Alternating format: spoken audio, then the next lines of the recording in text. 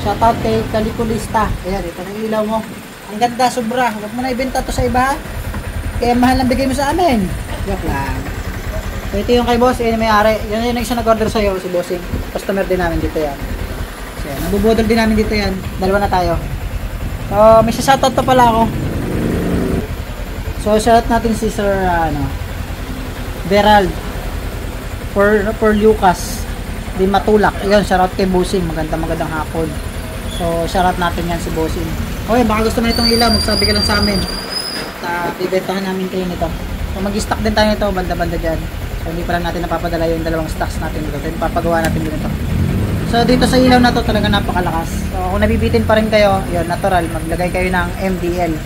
Pero dito, mas may improve natin yung stock kumpara sa dito, ano. So, talagang napakalakas nito. Solve, no. Pag mga city drive lang, sapat na. So, pag mga province talaga, yun, add pa kayo ng mga ilaw. So, kung nag-i-indo rider kayo, maganda rin to. So, malakas siya kumpara sa stock. So, bang init to. Low beam pa lang yan. No? Lakas na. Ayan o, yung bato ng ilaw. Alright, so yun lang mga panalo. Shoutout ulit kay Kalipilista. Yan, magandang hapon bossing. Napaka-solid talaga ng gawa mo. Ito. So maraming bumibili. Sa mga gustong bumili na, ayan na, message nyo lang siya. So yun mga panalo, kapag nag-install kayo nito, may adjustment to, no, tulad ng stock. So ano nga bang gagamitin natin? Ito yun. Philips screw malaki. Kasi ito yung pwesto niya. Ayan, tingnan nyo mabuti. Tapos may makikita kayong may Philips screw doon. Ayan, sa loob ito. Ayan. Diba na konti. Ayan. Yan. Yan ang adjust na ito.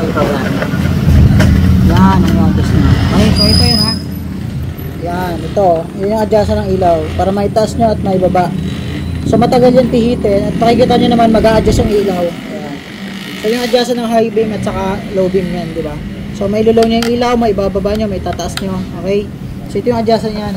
Gamit lang kayo ng Philips. Siguro mga size niya, mga 5 ang katawan. So kailangan medyo malaki ng konti. Huwag maliit, hindi pa pwede. Ayan o. Ito yan papasok. Ayan o. At gumagalaw yan. Ayan. Kita nyo naman gumagalaw, diba? Ayan.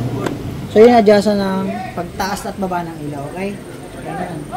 So yung mga panalo, sa gusto mag-adjust ng mga ilaw nyo sa Sniper 155, parehas lang yan, pati sa baba.